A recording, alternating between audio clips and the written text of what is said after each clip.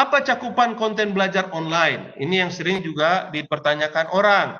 Cakupannya itu konten belajar online atau daring sama dengan cakupan konten belajar tradisional, ya. Jangan ditambah-tambah, jangan dikurang-kurangin. Ya, kebanyakan kita kira-kira istilahnya itu tuh euforia terhadap webinar begini, ya, guru-guru ngasih tugas banyak-banyak kepada siswanya, stres siswanya, jangan. Ya. Jadi, bagaimana kita mengajarkan per minggu sesuai dengan silabus RPP kita, materinya itulah yang kita ajarkan, ya, nggak boleh lebih. Nah, cara mengajar belajar online pun sama dengan cara belajar tradisional, tetapi nah bedanya hanya medianya. Kalau belajar tradisional kita tatap langsung, sedangkan kalau medianya di online kita dijaga dengan jarak waktu. Jadi malah waktunya bisa lebih banyak. Tidak harus online terus. Karena kalau online terus seperti ini pun kasihan siswa kita. Cepat itu kuota pulsanya akan habis. Ya, ingat itu. Ini mahal ini, Webex begini gitu ya. Cuman kita karena untuk tujuannya seminar nggak apa-apa. Tapi kalau untuk mengajar dirancang saja, mungkin dalam satu semester 16 minggu, ya berapa kali tatap mukanya, dan jangan lama-lama, karena itu yang kita sebut dengan sinkronus. Ada lagi nanti asinkronusnya, yaitu misalnya rekaman materi ini kita letakkan di YouTube, kita letakkan di berbagai media massa, ya, sosial media dan sebagainya. Itu yang kedua. Nah, yang ketiga yang paling penting, tadi udah saya singgung di poin pertama, beban belajar online ini sama dengan beban belajar tradisional, ya. Guru-gurunya jangan stres, siswa-siswanya juga jangan stres, santai saja, ya. Nggak ada yang kita kejar, ya. Yang penting di sini kita harus percaya, trust, ya, dengan ajakan kita, dengan himbauan kita, dengan persuasif kita kepada siswa, ya, apalagi dia ada orang tuanya di rumah, dia itu belajar secara mandiri. Yang tadinya belajar sama-sama di kelas, sekarang kita harus percaya dia itu belajar mandiri. Ya, nggak usah curiga, nggak boleh kita curiga, nggak boleh kita berburuk sangka, ya, karena itu bisikan setan itu kalau berburuk sangka. Yakin saja bahwa siswa itu tuh memang belajar di rumah, kasih tugas yang sesuai dengan bebannya, berikan feedback, ya. Justru kalau orang tuanya ikut belajar, bagus. Ya, inilah pertama kali sudah sekian puluh tahun kita, ya, jarang sekali orang tua ikut memandu atau mendampingi anaknya belajar. Ya, itu yang ketiga. Nah, yang keempat, nah ini Bapak Ibu, ini betul. Guru-guru harus kita perkuat kompetensi pedagogi mengajarnya menggunakan TIK. Nah, ini nanti perpaduan guru dengan perpaduan orang TIK itu seperti Pak Irfan itu harus bekerja sama bagaimana cara menggunakan Webex, gimana cara menggunakan aplikasi sosial media, bagaimana cara menggunakan aplikasi learning management system dan sebagainya. Ya, bagaimana mengajarkan sesuatu yang kita nggak lihat siswanya lagi ngapain, begitu ya. Nah, itu namanya pedagogi mengajar menggunakan TIK. Nah, singkat saja, apa langkah-langkahnya? Pertama, Bapak Ibu, guru-guru saya yang terhormat, ya saya ini sangat hormat sekali guru-guru ini, karena guru inilah yang nanti akan menentukan nasib bangsa ini, generasi Z. Apa langkah pertama? Siapkan konten pembelajaran digital. Nah, kalau selama ini materinya itu ditulis di buku besar, ya, di catatan-catatan, pindahkan ke dalam bentuk digital. Nah, nanti pelan-pelan materi itu dilengkapi juga dengan evaluasi belajar formatifnya. Selesai minggu pertama, apa tugasnya? Selesai minggu kedua, apa tugasnya? Ya, itu namanya evaluasi belajar formatif, ya, sebelum kita sampai ke sumatif. Nah, materi ajar dibuat sedemikian rupa agar bisa merangsang motivasi siswa belajar mandiri. Ada pertanyaan, ya, ada komentar, ada feedback, ya. Nah, waktunya Bapak Ibu sekalian tidak harus seperti pertemuan tatap muka, masuk jam 8, keluar jam 10, tidak.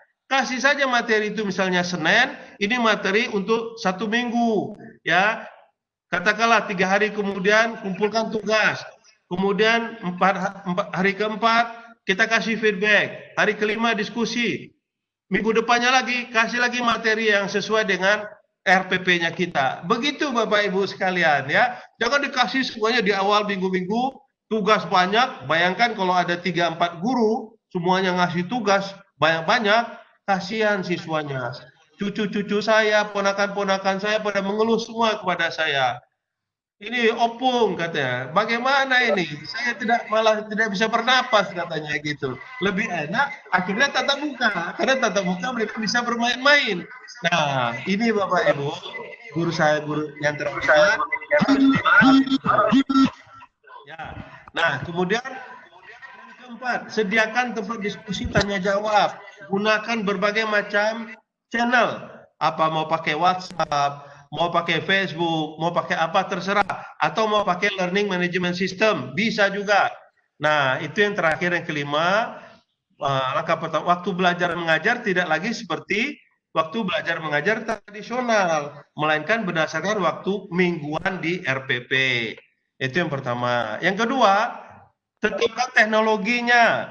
Nah, Bapak Ibu, ya, jangan terlalu banyak ngasih video. Jangan terlalu banyak untuk sementara ini mengasih pertemuan tatap muka seperti video conference ini.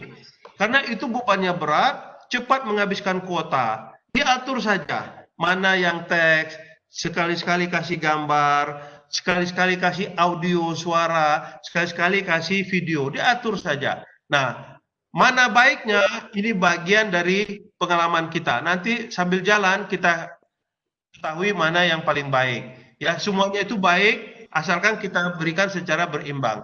Jadi teknologinya mau pakai laptop boleh, handphone boleh, tablet boleh, dan sebagainya. Ya, pastikan bahwa kalau sekiranya kita punya cuma handphone yang bisa teks, ya jangan dikasih video, kasihan siswanya. Itu yang kedua. Nah, yang ketiga baru aplikasi. Aplikasinya banyak sekarang Bapak Ibu sekalian. Mulai dari yang sosial media, apa yang paling kita sukai? Katakanlah WhatsApp, buat grup WhatsApp. Ya, Facebook, supaya tidak memberatkan siswa, taruh video-video pembelajaran singkatnya di Facebook. Ya, taruh gambar-gambarnya di Facebook. Boleh setiap saat, kapan saja siswanya melihat. Ya, nah kalau mau canggih lagi, pakai learning management system namanya, Moodle. Nah, sumber-sumber pembelajaran pun banyak yang sudah tersedia gratis, Bapak Ibu sekalian. Sambil aja contohnya satu, rumah belajar. Suruh siswa kita ngambil materi, masuk ke rumah belajar untuk kelas berapa dan sebagainya. Nah, inilah aplikasi yang untuk sementara ini kita gunakan, kita optimalkan. Boleh kombinasi materi video saya taruh di Facebook, diskusi saya menggunakan WhatsApp, ya, kemudian materi-materi yang seperti rekaman kita ini ada di YouTube, banyak sekali. Yang saya sarankan tidak selalu sering digunakan adalah kita video conference seperti ini. Kasihan siswa kita pulsanya jebol, Bapak Ibu sekalian. Apalagi di sana mungkin sinyalnya masih banyak yang lemot. Nah, apa tips belajarnya? Jadwal pelaksanaan pemberian materi itu fleksibel, Bapak Ibu sekalian. Kalau kuadran 1 yang tadi itu benar fix, masuk jam 8, keluar jam 10, masuk lagi jam 10, keluar jam 12. Ya, kalau ini fleksibel, ya. Nanti gimana cara menghitung honornya? Catat saja, ya. Pemberi honor nanti harus percaya. Kalau sudah ada jejak-jejak digitalnya mengajar, udah kasih saja honornya. Tidak lagi honor itu berdasarkan jumlah jam lama dia berbicara di depan kelas. Berubah. Ya, COVID ini menyuruh kita berubah. Ayo kita berubah, Bapak Ibu sekalian. Jadi jangan menentang sunatullah namanya. Ini sunatullahnya sudah membilang kita untuk berubah. Yang bisa survive itu adalah orang yang bisa beradaptasi terhadap perubahan. Ya, itu. Nah, lamanya atau durasi pengumpulan tugas tidak singkat. Jangan dikasih jam 10, jam 12 siang udah mesti kumpul. Kasihan murid kita. Ya, ada yang bilang orang tuanya masih kerja, ada yang bilang orang tuanya belum bisa membantu. Kasih waktu itu 1 hari, 3 hari, tidak apa-apa Bapak Ibu sekalian ya. Yang penting dia belajar. Nah, kemudian sediakan sesi diskusi tadi dengan media, dengan sosial media atau aplikasi yang disukai. Boleh WhatsApp, boleh Facebook, apapun. Nah, tidak harus menggunakan e-learning yang berbayar. Bapak Ibu nggak usah beli konten yang mahal-mahal dari mana, dari Amazon, dari mana gitu. Nggak perlu, banyak sekali di Google itu Bapak Ibu cari materi-materi yang gratis. Itu tips belajarnya. Terakhir, penutup, belajar online suatu keniscayaan. Bahasa Arabnya ini sunatullah Bapak Ibu sekalian. Ya, jangan kita tentang sunatullah ini nih. Ya, jangan juga bermimpi saat ini kita mau belajar tatap muka. Artinya kita akan mendorong orang untuk meninggal. Gak boleh. Kita membunuh orang itu. Kita percaya saja kepada sunnah Rasulullah yang sudah ditetapkan oleh Majelis Ulama Indonesia. Ya, sudah keluar fatwanya. Gak usah kumpul. Bahkan ke masjid saja dilarang kita. Ya, udah percaya saja. Nanti kalau dihisab di akhirat, ditanya sama malaikat, kenapa kau tidak sembahyang Jumat? Saya mengikuti fatwa MUI, bilang. Apa udah? Malaikat pun tahu itu. Ya, sama ini. Kenapa kau tidak mengajar tatap muka? Saya sudah mengikuti umara, pemerintah melarang. Ya, nanti kalau dibilang itu salah, yang disalahkan kepala umaranya, presiden itu yang disalahkan. Bapak Ibu bersih, insya Allah. Ya, bahkan penuh dengan pahala. Oke, itu yang pertama. Jadi belajar online ini suatu keniscayaan. Itu Pak Irfan ketawa-ketawa saja dia. Nah, belajar online memungkinkan terlaksananya proses belajar mengajar yang agile namanya, fleksibel. Bapak Ibu, ini saya boleh pakai baju bagus ini putih. Di bawah siapa tahu ini, saya pakai kain sarung ya. Jadi, nah, kemudian belajar online ini yang ketiga ini yang bagus sekali. Inilah momen yang paling tepat lagi kita konsolidasi di keluarga.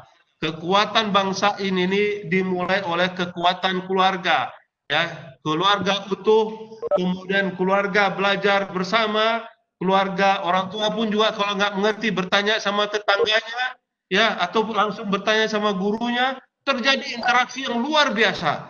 Itulah yang namanya academic atmosphere. Ya, itulah namanya yang namanya kita masyarakat belajar.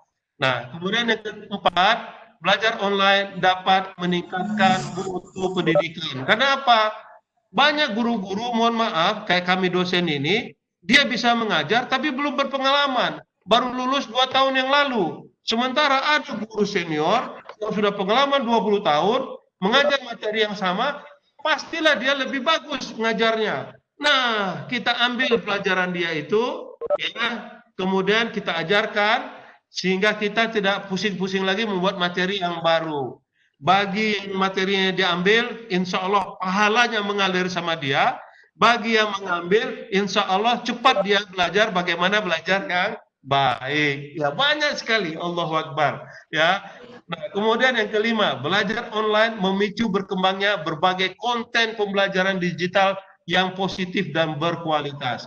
Subhanallah, nauzubillah bin zalik, Bapak Ibu guru yang terhormat, di internet sekarang ini dari hasil penelitian kami 95% konten itu tuh banyak konten negatif atau yang lebih banyak memberikan mudaratnya daripada manfaatnya. Karena apa? Salah kita juga. Kita sangat jarang sekali menyediakan konten positif yang bisa diambil di internet. Nah, sekarang saatnya kita buat konten positif banyak-banyak. Ya, jadi kalau sekiranya siswa kita pakai gadget sekarang, tidak lagi dia update status saja, Tidak lagi dia hanya browsing gambar-gambar yang tidak senonoh, tidak aja dia main game, tapi dia sudah belajar dari pelajaran yang Bapak Ibu berikan. Ya, nah yang berikutnya, belajar online juga mempercepat berbagai sumber pembelajaran berkualitas, makin banyak tersedia. Jadi kita resource sharing, mudah-mudahan siapapun yang memproduksinya ini, ya kalau materinya banyak, nih seperti materi saya ini saya kasih sama Pak Irfan nih, nanti silahkan dibagikan, boleh dipakai di mana saja. Nah, berharap saya kepada Allah Subhanahu Wa Taala materi saya ini berguna, insya Allah pahalanya ke saya. Ya, begitu Bapak Ibu guru harus berprinsip. Materi Bapak Ibu dibaca sama orang banyak, dibaca sama orang tua, dibaca sama tetangga, mereka merasakan manfaatnya, insya Allah kita semuanya dapat pahala. Kita akan ketemu lagi di surga nanti insya Allah. Nah, terakhir, penetrasi TIK yang tinggi di Indonesia merupakan peluang kita untuk mempercepat penerapan belajar online. Saya sadar mungkin di beberapa tempat, di sana mungkin sinyalnya lemah. Justru ini kita minta bantuan kepada perusahaan telco maupun Pemda dipasang BTS. Ya, ini yang namanya last mile. Ya, nah kemudian yang kedua, handphone seperti ini, handphone saya boleh mahal, tapi setahun saya udah ganti, masuk dia ke pasar kedua, pasar ketiga, yang tadinya harganya 5 juta, tinggal 500, tapi masih bisa dipakai. Ya, jadi luar biasa secondary market handphone kita di Indonesia ini. Jumlah handphone smartphone kita sudah lebih banyak daripada jumlah penduduk Indonesia. Jadi tidak ada alasan orang tidak bisa membeli ini. Kalaupun tidak bisa, posting ke grup, nanti banyak saja yang menyumbang itu, gitu. Nah, itu Bapak Ibu sekalian. Itu yang bisa saya sampaikan karena waktunya singkat. Mudah-mudahan bermanfaat untuk kita semuanya. Saya sudahi. Assalamualaikum warahmatullahi wabarakatuh. Waalaikumsalam warahmatullahi wabarakatuh. Terima kasih Pak Prof atas pemaparan materi yang sangat menarik, simpel, jelas, dan sangat detail. Alhamdulillah senang bisa menyimak materi dari Bapak Prof. COVID-19 membawa musibah sekaligus berhikmah. Dan hikmahnya mengajak guru harus move on ke pembelajaran daring. Nah, strategi yang bisa kita petik dari pembelajaran daring yang disampaikan oleh Bapak Prof itu sangat bermakna bagi guru-guru senusantara yang terutama yang terhubung dalam webinar pagi ini. Untuk itu memaksimalkan pemahaman Bapak Ibu guru senusantara, saya perkenankan silahkan jika ada pertanyaan yang ingin disampaikan secara langsung, silahkan mikrofonnya di-unmute, mikrofonnya agar suara Bapak Ibu partisipan bisa keluar dalam room webinar. Disilakan Bapak Ibu. Dari Pak Ketua, Pak Irfan, disilahkan menyampaikan pertanyaan kepada Bapak Prof. Ini momen yang sangat berarti bagi guru-guru hebat senusantara. Disilakan Bapak. Terima kasih. Bismillahirrahmanirrahim. Assalamualaikum warahmatullahi wabarakatuh. Volumenya diperbesar Pak Irfan. Dengar Prof? Ya. Alhamdulillah hari ini kami bisa berkumpul dengan Prof walaupun di beda tempat. Saya dari tadi senyum-senyum terus Prof karena mengobati rindu saya dengan Prof karena apa namanya? Saya mengingat tahun 2008 ketika Prof mengajar kami di S2 di Universitas Dian Nusantara Semarang. Makanya hari ini saya mengobati rindu bersama Prof. Jadi pertanyaan saya Prof seperti ini. Untuk generasi Z yang di kembangan teknologi sekarang ini sebuah kendala di mana atau sumber daya manusia yang ada itu sudah berada pada level misalnya umur 60 tahun lah. 60 tahun atau 55 tahun. Tapi masih punya semangat. Saya minta dari Prof untuk guru-guru hebat umurnya 55 sampai 60-an ini bagaimana tipsnya untuk memberikan yang terbaik untuk generasi Z. Terima kasih, Prof.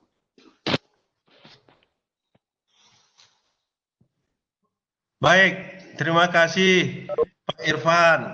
Alhamdulillah. Jadi kalau kita lihat bahwa saat ini betul generasi Z ini generasi digital diajar oleh guru-guru yang generasi bukan digital, ya. Jadi gapnya itu tuh besar.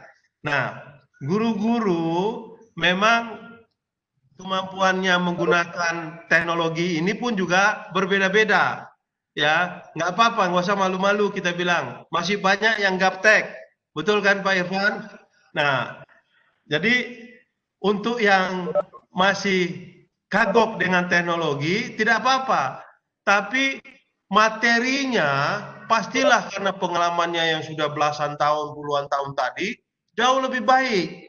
Nah, mintalah atau bermitralah dengan yang lebih muda agar materi-materi pembelajarannya itu dituangkan ke dalam digital, kemudian dinaikkan ke dalam berbagai macam aplikasi yang tadi saya sampaikan. Nah, waktu itu semua menaikkan, mengkonversikan, itu dibantu sama generasi milenial lah, ya, guru-guru yang milenial seperti Pak Irfan itu, ya. Jadi tidak usah malu-malu untuk berbagi, dan tidak usah malu-malu untuk mengatakan saya gaptek, saya nggak ini. Nah, kalau sudah dinaikkan ke dalam aplikasi, ya, mulailah belajar dikit-dikit. Saya yakin juga sekurang-kurangnya guru ya yang umur 55 ke atas itu pasti dia jago pakai WhatsApp, pasti jago dia pakai Facebook, ya kan? Nah, cuman mungkin dia belum bisa menaikkan video, belum bisa menaikkan gambar, ya. Nah, begitu sudah ada semuanya, tinggal dia membalas komentar, ngasih tugas, ya, kasih pertanyaan dan sebagainya. Ya, gitu juga mau pakai kuis online, bisa pakai Google Google Classroom dan sebagainya. Itu semua gratis. Yang bayar pulsanya kita. Makanya jangan sering-sering pakai video conference begini. Tapi kalau semi offline tadi, kita buat video, kita naikkan, itu murah gitu ya. Nah, jadi Pak Irfan, makanya untuk Gorontalo, kalau itu guru-guru SD, perkuatlah apa namanya itu ya MGMP itu kalau untuk SMP ya, KGG ya, atau Persatuan Guru-gurunya. Perkuat itu kalau dia SMP SMA itu ada namanya MGMP. Kalau SD itu saya lupa namanya, ya. Nah, perkuat itu nanti akan kumpul yang senior dengan yang junior. Yang junior mungkin pasti lebih ahli dia menggunakan teknologi, sementara yang senior pasti materinya lebih bagus. Terjadi kerjasama yang bagus. Nah, kalau membuat materi cukup satu, bisa dibagi untuk semuanya. Kira-kira gitu Pak Irfan, ya saran saya. Yang penting, pertama, jangan dihalangi siswa-siswa kita atau guru-guru yang lain untuk mengajar daring. Itu satu. Dosa tuh kita kalau menghalanginya. Ya, saya tuh masih ketemu ada guru-guru bilang nggak ada yang bisa menggantikan tatap muka katanya. Lah, kita kalau bisa tatap muka, alhamdulillah. Tapi sekarang ini karena COVID, jangan kita paksakan tatap muka. Banyak nanti yang meninggal, ya, banyak nanti yang terpapar. Dan kita juga tidak patuh kepada pemerintah, tidak patuh kepada ulama. Ya, nah, yang kedua, ya, bekerja samalah yang bisa konten, yang bisa teknologi, ya, bekerja sama dan tayangkanlah bersama-sama, berbagi. Nggak apa-apa, guru di SD X, ya, dengan guru di SD Y sama-sama mengajar misalnya IPS, nggak apa-apa materinya sama, memang malah bagus begitu, ya. Malah kita mempercepat standarisasi materi pembelajaran. Gitu Pak Irfan. Iya, baik Pak Irfan. Atas penjelasan Bapak Prof. Bagaimana kalau ada tanggapan balik, disilahkan.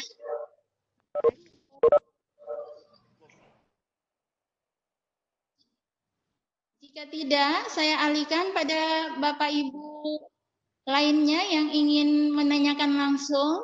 Saya lihat di room chat belum ada pertanyaan yang dikirim ke room chat. Jadi, oh ya, ini ada dari Ibu Waka Igi Gorontalo, Bu Esther. Disilakan Ibu Haja. Bu Esther, disilahkan. Assalamualaikum warahmatullahi wabarakatuh. Waalaikumsalam warahmatullahi wabarakatuh. Terima kasih Pak Prof sudah hadir di Gorontalo.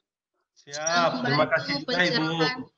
Pencerahan kepada guru-guru kami memang benar apa yang disampaikan oleh Prof itu sangat terasa sekali bagi kami. Yang dijelaskan oleh Pak Prof tadi adalah teknis yang dilaksanakan oleh guru-guru. Ada yang mengajar dari jam sekian sampai jam sekian, jam sekian sampai jam sekian. Ya memang itu betul karena saya merasakan pada teman-teman guru yang ada di sekolah. Jadi apa yang disampaikan oleh tadi itu membuat kami berpikir lagi teknis pembelajaran yang insya Allah hari-hari ke depan, dan kita doakan supaya si COVID ini cepat berangkat. Amin. Ingin sampaikan kepada Pak Prof dari sisi siswa.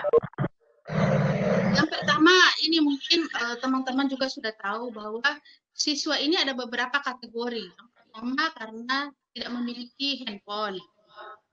Yang kedua, tidak memiliki pulsa data. Yang ketiga, ada pulsa data, ada handphone, tapi entah tidak mau dia. Tidak mau dia. Nah, salah satu cara kami ini Pak dari SMA 2 Limboto, kami mengunjungi sekitar 60 orang siswa yang tidak pernah connect masuk ke room online selama kurang lebih 1 bulan. Jadi setelah kami hitung itu dia sekitar 60 orang. Jadi kami datangi rumah itu untuk memberikan buku dari mata pelajaran 1 sampai mata pelajaran 16 kami drop ke rumah-rumah siswa. Tapi itu ada satu catatan yang kami temui, ada anak yang punya HP, ada orang tuanya mampu membelikan data, tapi sama sekali tidak masuk ke ruang-ruang belajar. Nah, itu Prof, beberapa hal yang perlu kita mungkin tidak bisa belum muncul ke atas, tapi ini kami temui seperti ini. Kalau mungkin tidak ada HP, tidak ada data bisa kita maklumi. Tapi ada HP, ada data. Nah, ini bagaimana ini, Prof? Terima kasih, Prof. Mungkin pertanyaannya begitu. Mohon maaf. Assalamualaikum. Esther, menarik sekali. Terima kasih. Luar biasa. Jadi saya yakin dari segi statistiknya yang tidak punya handphone itu pasti sedikit, ya. Nah, untuk itu ini yang mesti kita bantu, ya. Posting di sosial media. Siapa yang punya handphone nggak dipakai, ya silahkan sumbangkan ke sekolah ini misalnya. Banyak itu, ya. Handphone saya aja 2 ini. Ya, ada 3 lagi yang belum nggak saya pakai gitu. Ya, nah itu lagi pula sekarang banyak handphone yang smart, harganya pun murah, ya, harganya murah. Kita bantu. Nah ini waktu apalagi di bulan puasa ini, siapa yang membantu orang bisa belajar, insya Allah surga janjinya, ya. Oh subhanallah. Nah, kalau yang tidak ada pulsa, itu pun juga kita bantu. Ya, jangan-jangan dia ada uangnya, ada pulsanya untuk main game. Tapi begitu untuk belajar, hilang pulsa. Ya, pulsanya ini pun juga bisa kita bantu. Makanya juga Pemda, kalau bisa, ya, hal-hal yang seperti ini termasuk yang dikasih bantuan. Ya, bukan hanya sembako saja. Belajar itu juga harusnya suatu kebutuhan. Nah, orang seperti Pak Irfan, Persatuan Guru-Guru Gorontalo ini, ya, buat permintaan khusus. Ada sekian ratus siswa yang perlu kita bantu untuk beli pulsa. Nah, tentunya juga kerjasama dengan perusahaan telekomunikasi agar apa ini mendapatkan pulsa yang relatif murah. Harus proaktif. Di daerah-daerah lain sudah kita lakukan seperti itu, Ibu.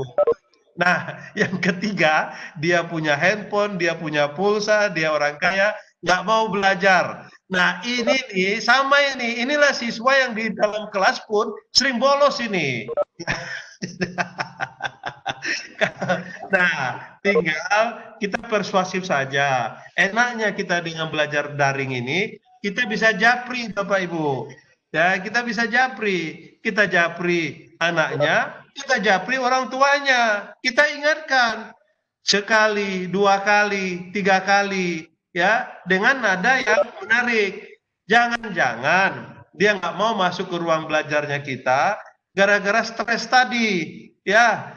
Ini saya banyak mendapat laporan di minggu-minggu pertama kita belajar daring itu, wah, udah siswa pun teler, guru teler, siswa teler. Jadi akibatnya kita kehilangan akal sehat, kita bilang belajar daring memberikan mudarat daripada manfaat. Subhanallah, nauzubillah min zalik. Jangan gitu. Ya, jadi kasihlah materinya itu santai-santai saja. Pak Irfan tahu tuh kalau saya mengajar santai, ketawa-ketawa. Ya, jadi orang ya, siswa itu rindu kepada gurunya. Jangan takut sama gurunya. Ya, kalau sudah ada siswa yang takut sama gurunya, mohon maaf ini Bu Esther ya, kita koreksi diri. Jangan-jangan kita yang membuat siswa kita itu takut begitu ya. Itu Pak Irfan tahu tuh kalau saya mengajar itu senyum-senyum aja orang semuanya ya. Karena dengan hati yang bersih, pikiran yang tenang, tidak ada beban, itulah baru bisa masuk pelajaran-pelajaran itu ke dalam otak kita gitu ya. Banyak itu yang sudah komplain sama saya, stres, udah materinya tidak menarik, banyak lagi ya dikasih jam 8, jam 10 mesti dikumpul. Subhanallah, itu seperti kayak di kelas tradisional gitu Ibu ya. Ayo kita berubah ya. Semuanya kita berubah. Guru-guru, ini pesertanya cuma 104. Pasti lebih banyak lagi guru-guru di luaran sana. Mari kita berubah. Ya insya Allah berubah kita ini berubah ke arah yang lebih bermanfaat. Ya, itu Bu. Terima kasih. Bagus pertanyaannya. Ya, baik. Terima kasih Pak Prof. Sangat menarik. Alhamdulillah. Bagaimana Bu Esther? Ada tanggapan balik atau sudah cukup? Bu Esther,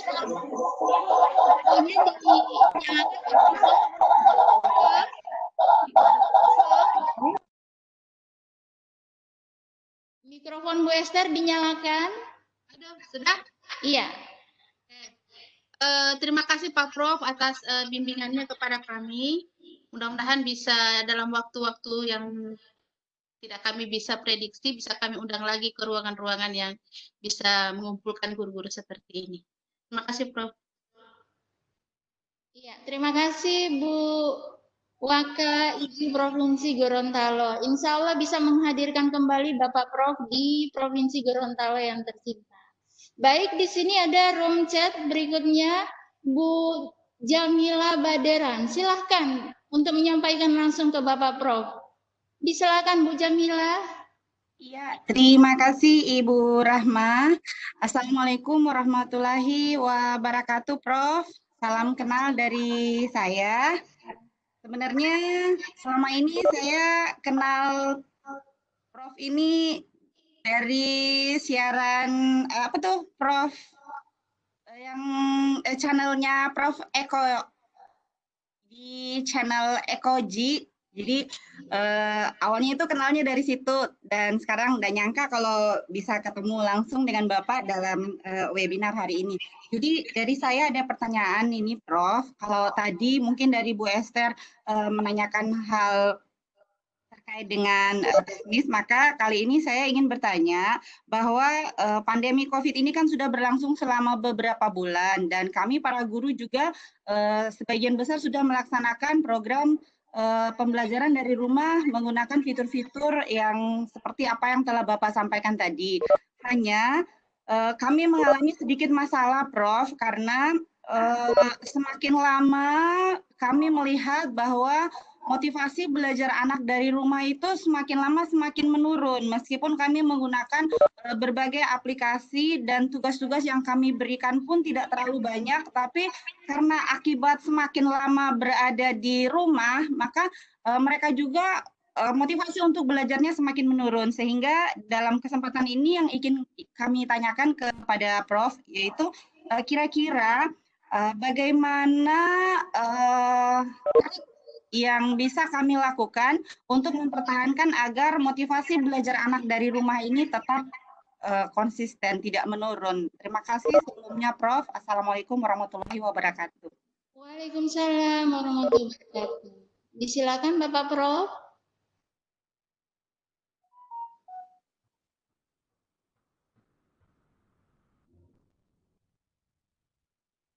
Ya, Bapak Prof.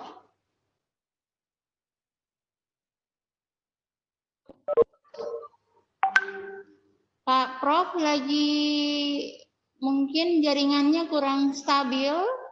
Kita tunggu sebentar. Pak Irfan, Pak Ketua, tolong dikonfirmasi Pak Prof. Ini bisa dengar? Oh iya, baik. Bisa Bapak. Oke, kelihatannya di mute dari pusat. Oke. Terima kasih Bu Jamila, pertanyaannya bagus sekali. Ya, jadi mengenai motivasi ini memang banyak faktor yang mempengaruhinya. Ya. Nah, apakah itu memang cara belajar kita dari tradisional ke online ini dia tidak bisa beradaptasi, kemudian juga mungkin selama ini pun di pelajaran tradisional dia termasuk siswa yang merasa lebih suka main di luar daripada belajar di dalam kelas, ya. Yang ketiga, mungkin juga lingkungannya tidak mendukung. Nah, ini banyak sekali faktor yang mempengaruhi, tapi kita jangan menyerah terhadap kenyataan ini. Ya, ayo kita pelajari apa sebenarnya yang menyebabkan motivasi siswa kita ini menurun. Nah, mulai dari guru. Ya, banyak sekali Bapak Ibu sekalian, mohon maaf sekali ini, saya ini mantan ketua BSNP ya, jadi banyak sekali berinteraksi dengan guru. Banyak sekali cara kita mengajar, jadi kompetensi guru itu kompetensi sosialnya, kompetensi pedagoginya, kompetensi profesionalnya, itu perlu kita tingkatkan. Ya, mungkin selama ini kita mengajar itu terlalu satu arah. Ya, kita seperti orator, otoriter di depan kelas. Siswa diam gitu. Sementara kalau belajar online ini, kita belajar bisa sambil minum, sambil makan, sambil ngoceh, sambil baca WhatsApp, ya, multitasking, multiprocessing. Nah, jangan-jangan materi kita yang selama ini mungkin seperti materi di kelas. Makanya kita buat lebih interaktif, Bapak Ibu sekalian. Boleh teks, tapi kalau ada satu dua ada yang animasi. Nah, ini kelompoknya Pak Irfan itu orang komputer. Sediakanlah ya cerita-cerita pendek yang interaktif, yang senang. Kenapa anak-anak kita suka main game? Karena di situ dia bisa berinteraksi dengan gambar-gambar, dengan suara-suara, dengan teks dan sebagainya. Nah, kita buat juga materinya yang bersifat interaktif seperti itu. Kemudian juga usahakan berkomunikasi. Mungkin kita tidak bisa pukul rata semuanya motivasinya rendah. Tapi dari tugas misalnya ada 30 siswa, ada 5 yang tidak mengumpulkan tepat waktu, kita japri orang tuanya. Ya, kita sampaikan apa permasalahannya, apa yang bisa kita bantu agar anaknya tidak tertinggal dengan teman-teman yang lain. Jadi tidak bisa kita pukul rata semuanya seperti waktu kita mukul rata di pelajaran tradisional. Ya, nah inilah kelebihan pembelajaran online ini atau pembelajaran daring. Kita bisa melihat mana misalnya siswa-siswa kita yang memang perlu kita perhatikan khusus. Kita japri saja. Kita WhatsApp orang tuanya, kita WhatsApp siswanya, kita tanya apa penyebab dia tidak meningkat motivasinya dan sebagainya. Jadi ada pedagogi sosial di situ, ya, sekaligus pedagogi profesional para guru diuji untuk bisa membangkitkan motivasi ini dalam konteks belajar daring. Yang mungkin kalau di tatap muka kita bisa langsung kelihatan dari wajah siswa itu kelihatan dia wajahnya murung, nggak bersemangat. Kita bisa panggil dia ke ruangan konseling. Tapi hal yang sama bisa kita lakukan, lakukanlah itu secara daring. Nah, jangan putus asa, tidak berhasil sekali, usahakan kedua kali, 3 kali, dan seterusnya. Mungkin tidak 100% berhasil, tapi percayalah Bapak Ibu sekalian, kalau ada ikhtiar kita tadi yang proaktif, persuasif, ya friendly, bersahabat, ya karena ini kita mendidik generasi Z, ya kita itu melihat dari sisinya mereka. Kalau sekiranya mereka nanti itu katakanlah tersesat di pertengahan jalan, kontribusi guru itu besar itu, ya di samping orang tua. Ya, saya itu takut saya mengajar Pak Irfan ini kalau dia malah pergi ke jalan yang sesat. Karena nanti ditanya, siapa yang mengajar kamu dulu? Oh, Prof. Ucok katanya. Waduh, saya yang harusnya masuk surga dicegat dulu oleh malaikat Ridwan, nggak jadi saya masuk surga. Gara-gara ada materi saya yang membuat Pak Irfan tersesat. Ya, jadi Bapak Ibu, kita yang penting terus berupaya, berikhtiar. Memang yang membolak-balikkan hati manusia itu Allah, ya. Tapi kita harus secara ikhlas, harus terus bersemangat, ya bahwa ini harus bisa kita laksanakan. Kita nggak tahu COVID ini berakhirnya kapan. Tapi walaupun nanti COVID ini sudah berakhir, metode pembelajaran daring ini akan tetap kita lakukan sebagai penguatan dari pembelajaran tatap muka. Yakinlah Bapak Ibu sekalian, tidak sama lagi situasinya seperti sebelum COVID. Ya, kenapa? Kalau kita sama, berarti kita orang yang merugi. Apalagi kalau kita tidak ikut di online, kita menjadi orang yang celaka. Ya, setelah COVID ini situasi akan jauh lebih baik sehingga kita termasuk orang yang sama-sama diuntungkan. Ya. Orang-orang yang ditempatkan nanti di tempat yang mulia. Itu kira-kira Ibu Jamila, ya. Jadi terus jangan patah semangat, terus berikhtiar, ya, terus istiqomah namanya, ya. Dan jangan pukul rata, tandai siswa-siswa mana itu yang motivasinya mulai menurun, ya. Saya yakin nggak akan semuanya seperti itu. Aja orang tuanya ngomong, ya. Jangan-jangan orang tuanya juga selama ini tidak bisa bicara sama anaknya. Nah, kita jembatani, bisa, ya. Daripada kita bagi-bagi buku, nanti malah kita membawa virus corona ke rumahnya begitu, ya. Ya, semua sekarang sudah tersedia dalam digital. Gitu, Ibu Jamila. Terima kasih.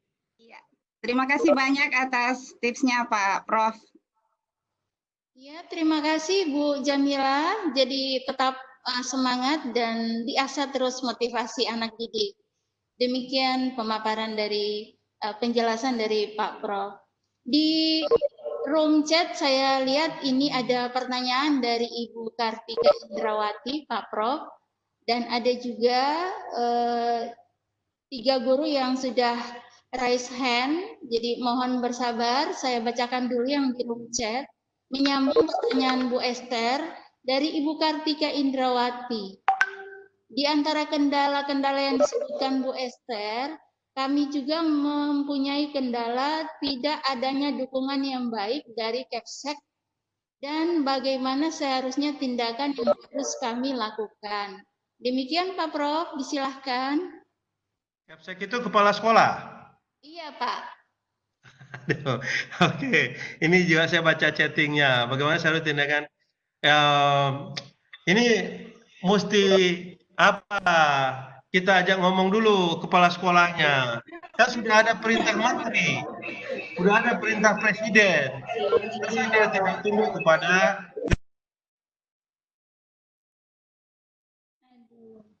Sebentar Pak. Bapak tidak kedengaran audionya. Sebentar Pak ya.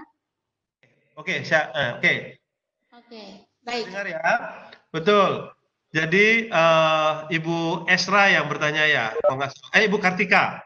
Nah, jadi kalau kiranya kepala sekolahnya tidak tidak mendukung, ya kita ajak bicara sama-sama. Guru-guru kan ada pertemuan dengan kepala sekolah, buat pertemuan online seperti ini, video conference. Ya sampaikan dengan santun, dengan baik. Presiden sudah perintahkan belajar dari rumah, beribadah dari rumah, bekerja dari rumah. Menteri Pendidikan sudah perintahkan belajar di rumah saja. Ya, kurang apa lagi kita tidak mau mendukungnya, kurang apa lagi kita tidak mau melakukannya. Ya, jadi sesuaikanlah situasi di sekolah masing-masing. Ya, saya yakin tidak harus pakai teknologi yang canggih. Ya, pembelajaran daring ini bisa dilakukan. Makanya saya bilang tadi di awal, kalau kita tidak melakukan pembelajaran daring, jangan kita menghalangi orang untuk pembelajaran daring. Ya, dosanya besar sekali itu. Sama aja kita menghambat orang untuk menjalankan perintah Allah dan Rasulnya. Nggak boleh itu. Ya, jadi yakinkan kalau kepala sekolahnya nggak mau melakukan pembelajaran daring, tidak apa-apa, asalkan jangan dia larang guru-gurunya melakukan pembelajaran daring. Tapi yang kedua, ajak ngomong bahwa itu perintah presiden, itu perintah menteri, itu perintah ulama, bahwa kita harus melakukan social distancing. Itu kira-kira Bu Kartika. Terima kasih. Ya, baik, terima kasih Bu Kartika. Kalau ada pertanyaan balik, silakan diaktifkan mikrofonnya. Saya lanjut pada pertanyaan berikut dari Ibu Erni Handayani. Bu Erni, disilahkan aktifkan mikrofonnya, Bu. Ya. Perkenalkan diri dulu, Bu Erni. Terima kasih atas kesempatan yang diberikan kepada saya untuk bertanya langsung kepada Prof. Begini Prof, kebetulan saya diberi kepercayaan merekap laporan belajar daring teman-teman. Saya melihat Prof, teman-teman itu hanya 1-2 yang mau istilahnya keluar dari zona nyaman untuk menggunakan aplikasi mengajar daring. Bagi pertanyaan saya yang pertama Prof, bagaimana cara memotivasi guru-guru ini yang tidak mau keluar dari zona nyaman? Artinya dia hanya mengajar Prof lewat WA saja, sehingga anak-anak ini kadang curhat ke chat ke saya bahwa saya sudah bosan belajar begitu Bu, karena saya tidak tahu apakah guru periksa tugas saya atau bagaimana. Itu yang pertama. Jadi apa yang harus saya lakukan misalnya sebagai wakil kepala sekolah untuk memotivasi teman-teman agar mau belajar, karena guru sekarang pun harus belajar untuk misalnya menggunakan aplikasi-aplikasi yang menarik sehingga siswa itu tidak bosan belajar di rumah.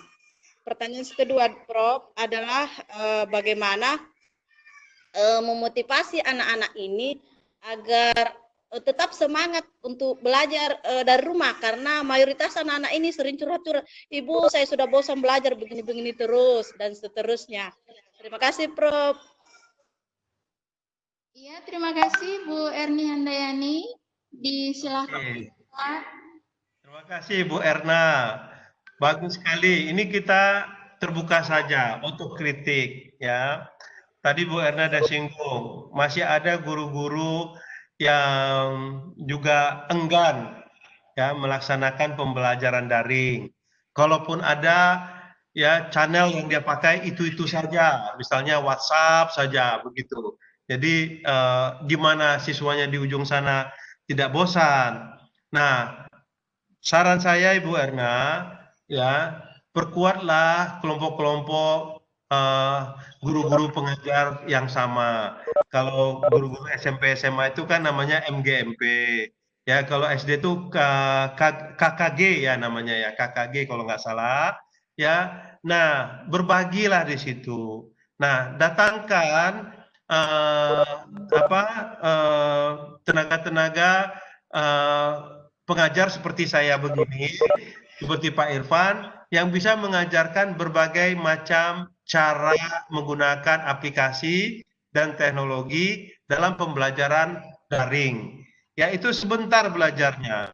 Karena apa? Sebenarnya guru-guru yang sudah bisa tadi, itu dia karena memang enggan saja beranjak dari zona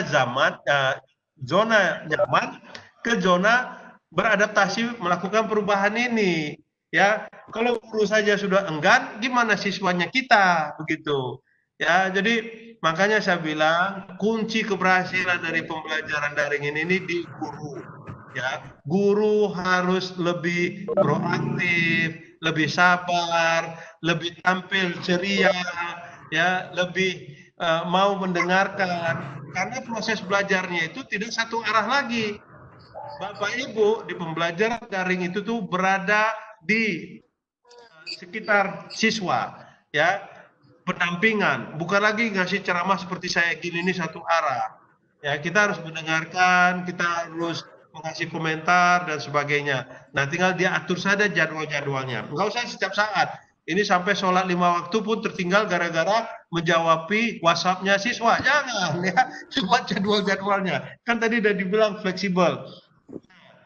Untuk siswa sesuai dengan gradasinya SD bahkan dari PAUD sampai SMA, ya buatlah materi-materi kita yang bervariasi.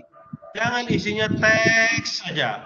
Ya, bosan, sakit mata membaca teks.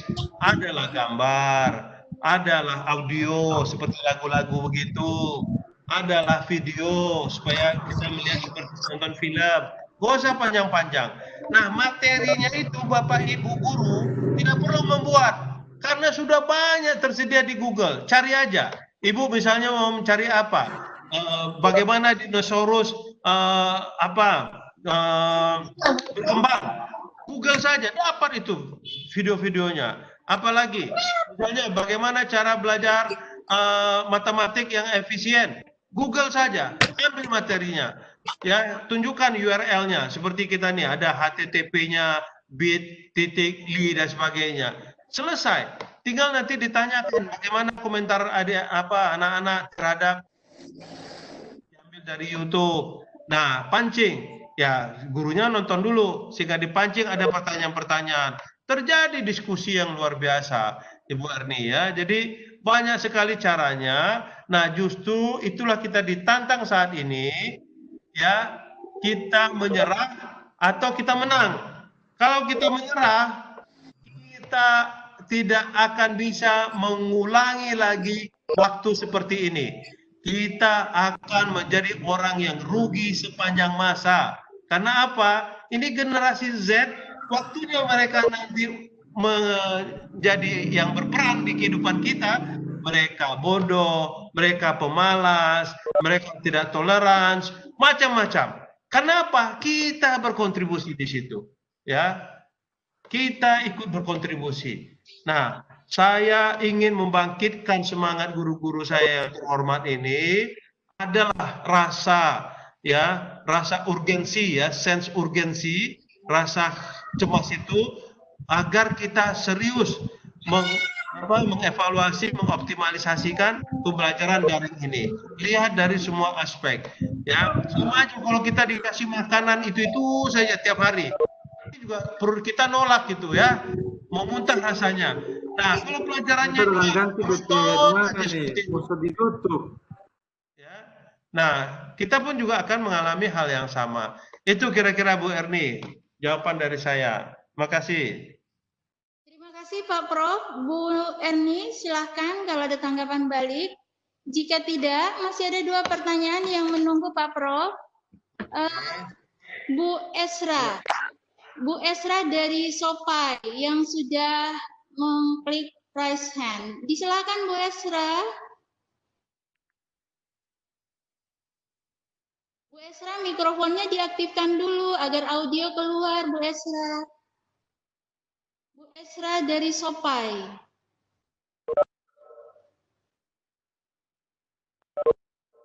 Bu Esra, iya baik. Sambil menunggu Bu Esra, ada Bu Misran Harun. Bu Misran Harun disilahkan dengan mengaktifkan mikrofonnya terlebih dahulu.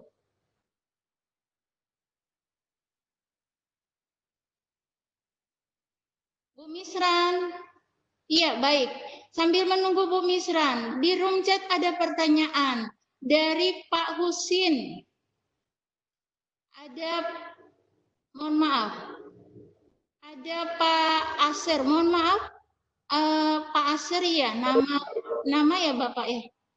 Dari Pak Asir, bagaimana cara membelajarkan siswa yang tidak mempunyai fasilitas HP dan di tempat tidak mempunyai jaringan internet?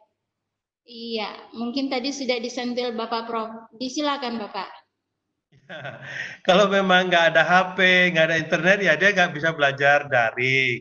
Nah, makanya tadi saya udah bilang, tandai siswa yang seperti ini, kita bantu.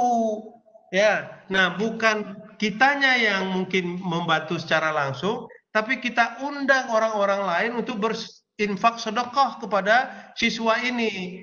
Nah, kalau sekiranya tidak ada sinyal, rasanya hampir seluruh daerah punya sinyal, cuman mungkin lemot. Nah, ini Pemda, kasih tahu ke Pemda bahwa harus di daerah itu dipasang BTS supaya cepat dia bisa memancarkan sinyal yang lebih kuat, begitu. Ya, karena itu tanggung jawab pemerintah juga memasang BTS itu bekerja sama dengan perusahaan telekomunikasi. Ya, syukur-syukur tanpa harus ada dukungan pemerintah daerah, ya undang Telco, ya perusahaan telekomunikasi kan banyak, apakah Telkomsel di sana, apakah Indosat, untuk memasang BTS, pemancar itu Bapak Ibu, ya itu pasti jauh dari pemancar. Nah, terakhir kalau memang juga masih susah, disarankan siswanya itu tuh kumpul di balai desa atau di mana yang ada internet. Ya, itu juga bisa secara terjadwal dari waktu ke waktu, tidak setiap saat. Tapi untuk jangka menengahnya dalam 2 minggu 3 minggu kita bantu siswa tersebut, HP-nya ya kita minta sama perusahaan telekomunikasi pasang BTS, minta dukungan sama Pemda, ya itu nggak beban kita. Nah kalau tetap juga masih belum seperti itu, ya mungkin lakukanlah yang seperti di dalam TV itu, didatangi siswanya. Dan saya yakin yang seperti itu mungkin tidak banyak Bapak Ibu sekalian ya.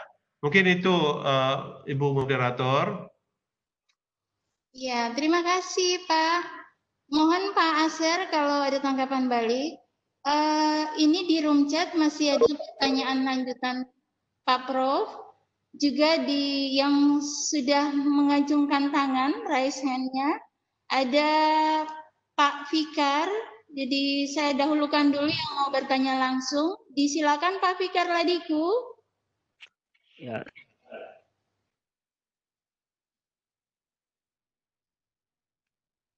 Assalamualaikum Pak Prof. Waalaikumsalam. Ya, ya mohon izin Pak Prof.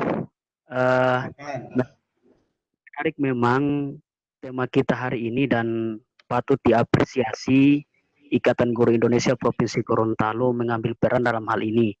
Itu yang kami cukup apresiasi selaku guru di Provinsi Gorontalo. Dan kami juga bangga Pak Prof yang menjadi pematerinya dalam hal ini. Langsung saja Pak Prof, karena mungkin teman-teman lain banyak yang ingin bertanya. Melihat masa pandemi saat ini, memang kalau kita bicara strategi pembelajaran, itu berbagai macam guru dengan metode pembelajaran disesuaikan dengan mapel yang bersangkutan Pak Prof. Ya, contohnya saya mengampu mata pelajaran pendidikan agama Islam. Dan ketika saya memberikan materi-materi yang berkaitan dengan mata pelajaran yang saya ampuh, itu seringkali banyak kendala-kendala yang umum sering kita dapati, dan itu umum di semua mata pelajaran. Terutama adalah bagaimana memotivasi siswa itu agar mereka itu giat memperhatikan materi yang kita akan berikan. Tadi sudah disentil oleh Pak Prof, yang dimana kita harus bervariasi, jangan cuma materi doang, kita harus kasih gambar, kita harus membuat siswa itu termotivasi menerima pembelajaran daring yang kita buat. Nah sekarang Pak Prof, persoalannya adalah ke siswanya. Dengan maraknya era teknologi saat ini, seringkali strategi pembelajaran di daring itu disepelekan karena mereka seringkali terkontaminasi oleh persoalan-persoalan yang menghambat pembelajaran itu, terutama games dan lain sebagainya. Ini kendala kita. Walaupun guru sudah hebat desain pembelajarannya, tetapi di siswanya, motivasi siswanya tidak ada, ini yang akan kebablakan, Pak Prof. Sehingga pertanyaan saya, bagaimana strategi guru kemudian memotivasi siswa belum materi itu diberikan? Karena kan kadangkala guru langsung memberikan materi, ini kerjakan ini, kerjakan B, kerjakan C, tetapi dia tidak tahu bagaimana kondisi siswa saat itu. Bukankah dalam materi pembelajaran yang terlebih dahulu kita dahulukan itu adalah apresepsi ketika kita berhadapan dengan siswa. Nah, di saat pembelajaran daring ini kan kadangkala apresepsi itu sudah tidak ada lagi, Pak Prof. Nah, ini yang kemudian menjadi masalah. Gurunya sudah standby dengan strategi, tapi siswanya tidak termotivasi untuk belajar. Mungkin kira-kira pertanyaan saya, Pak Prof, mohon wejangannya agar di samping guru memiliki strategi yang hebat, siswa juga termotivasi untuk belajar. Demikian, Pak Prof. Assalamualaikum warahmatullahi wabarakatuh. Waalaikumsalam warahmatullahi. Saya coba nih ngasih analogi. Kelihatannya banyak nih di chattingnya pertanyaannya motivasi-motivasi ya. Kalau masalah teknologi udah jelas, ya harus kita adakan teknologinya gitu ya. Kalau nggak bisa, ya kasih alternatif, mesti kita kunjungin. Ada cerita. Nah, kalau motivasi ini, Bapak Ibu, kalau sudah melaksanakannya, pasti Bapak Ibu akan tahu solusinya. Ya. Kalau saya misalnya punya restoran, saya sudah masak masakan yang enak-enak, tapi tetap saja tidak ada pengunjung yang datang. Ya, kira-kira apa penyebabnya? Yang salah pengunjung kah atau saya yang memasak? Ya, sama kita guru-guru ini Bapak Ibu sekalian, saya udah buat materi bagus-bagus, udah lengkap evaluasinya, tapi siswa saya tetap saja tidak mau belajar. Kira-kira yang salah kita atau siswanya? Kita ditakdirkan jadi guru Bapak Ibu sekalian, artinya apa? Bahwa yang harus kita lihat itu dari sisi siswanya, customernya. Coba tanya, mungkin sebelum dimulai atau udah dikasih materi sesi pertama, tanya, anak-anak mohon kasih komentarnya, jangan takut materi yang seperti apa yang diinginkan oleh anak-anak. Luar biasa nanti Bapak Ibu jawabannya, ya. Nah, di sini memang dituntut guru-guru, ya benar-benar bagaimana kita membuktikan kita punya 4 kompetensi itu, kompetensi guru itu, profesi sosial, pedagogi dan sebagainya. Ya bisa nggak kita melayani? Ya ini memang nggak enak kalimatnya. Ya kita itu selama ini Bapak Ibu, ya saya juga ini udah 35 tahun jadi dosen, menganggap kita yang paling benar, kita yang paling sudah betul, kita yang paling lengkap, sempurna. Siswa kita kalau ngantuk, itu salah dia. Siswa kita bodoh, itu karena dia. Siswa kita bolos, itu karena dia.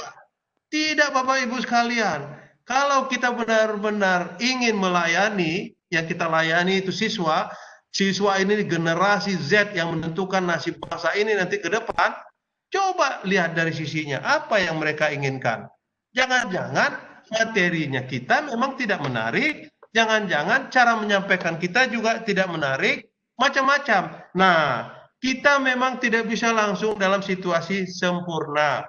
Ya, namanya saja ini musibah. Namanya musibah itu tuh pastilah di sana sini tidak ada itu yang namanya kesempurnaan. Tapi marilah kita belajar dari ketidaksempurnaan itu untuk terus memperbaikinya. Nah, misalnya Bapak tadi mengajar materi pendidikan agama. Pendidikan agama itu yang dilihat adalah afektifnya, ya, tidak hanya kognitifnya. Nah, bagaimana kita memindahkan cara belajar afektif di kelas dengan cara belajar afektif di rumah? Gampang sekali.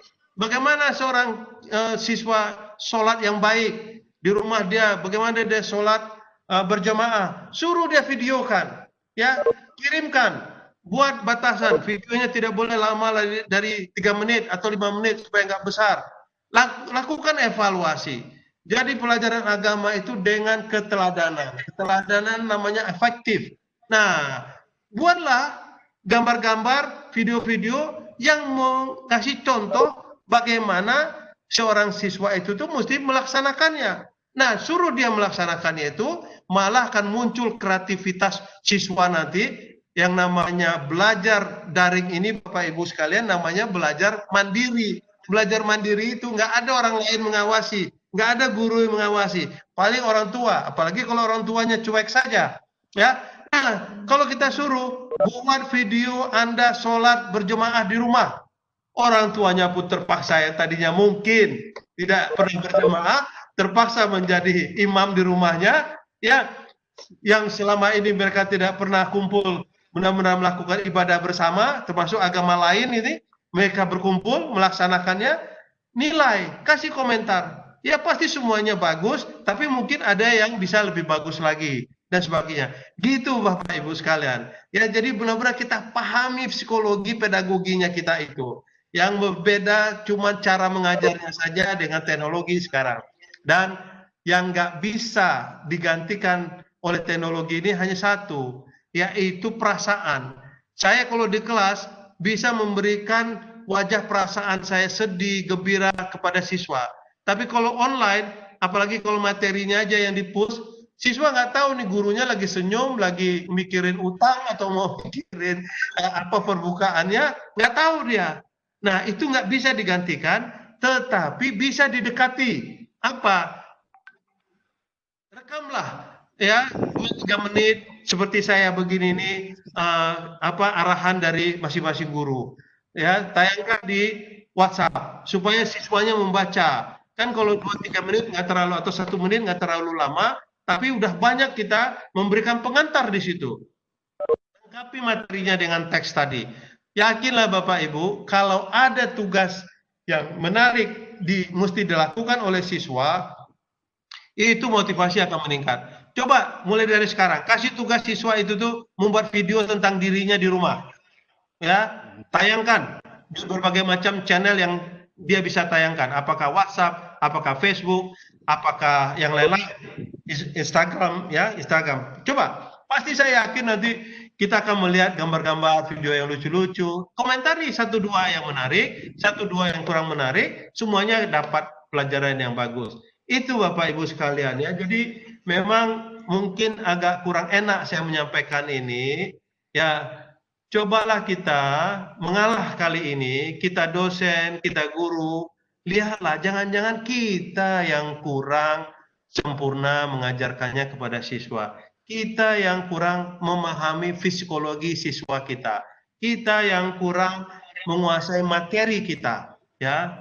Nah, mudah-mudahan dengan takdir kita sebagai guru ini diberi hidayah oleh Allah, ya kita bisa belajar lebih baik lagi sehingga kita berkontribusi ya menciptakan generasi Z yang kuat ke depan. Ya, itu sekali lagi tanggung jawab kita Bapak Ibu sekalian. Mengenai tadi teknologi nggak ada, sinyal tidak ada cara lain, kita mesti himpun itu ya minta bantuan kemana-mana. Kalau masih belum bisa juga, apa boleh buat? Mungkin ada berapa persen anak bangsa ini yang terkorbankan ya. Nah, cuman jangan gara-gara ada 1-2 yang tidak punya pulsa, tidak punya akses, tidak punya HP, kita nggak melaksanakan pembelajaran online. Salah besar. Ya, saya yakin persentase terbesar tetap ada di siswa yang mempunyai teknologi dan aplikasi yang mapan. Mungkin itu Ibu Moderator. Makasih. Iya, terima kasih Pak Profesor. Demikian Pak Fikar Ladiku. Jika tidak ada tanggapan balik, masih ada 2 guru hebat yang ingin bertanya secara langsung yang sudah mengajukan tangannya. Ada Pak Tisno. Mungkin Pak Tisno disilahkan untuk mengaktifkan mikrofonnya. Pak Tisno Musa. Disilakan Pak. Ya, Pak Tisno bagaimana? Mikrofonnya diaktifkan dulu. Dengar? Iya, kedengaran Pak. Disilahkan. Assalamualaikum warahmatullahi wabarakatuh. Waalaikumsalam. Jadi ini sangat menarik Pak Prof. Halo.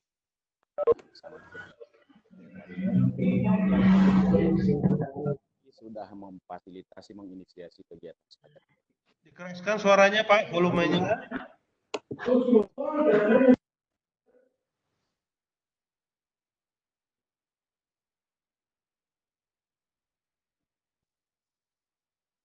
Pak Tisno, mikrofonnya diaktif. Dan volumenya dibesarkan. Iya Pak Prof. Terima Boleh. Halo, Assalamualaikum. boleh Boleh? Pak Tisno. Ya, Assalamualaikum warahmatullahi wabarakatuh. Waalaikumsalam warahmatullahi wabarakatuh. Yang kami hormati Bapak Profesor, kami sangat mengapresiasi kegiatan ini. Juga buat kami.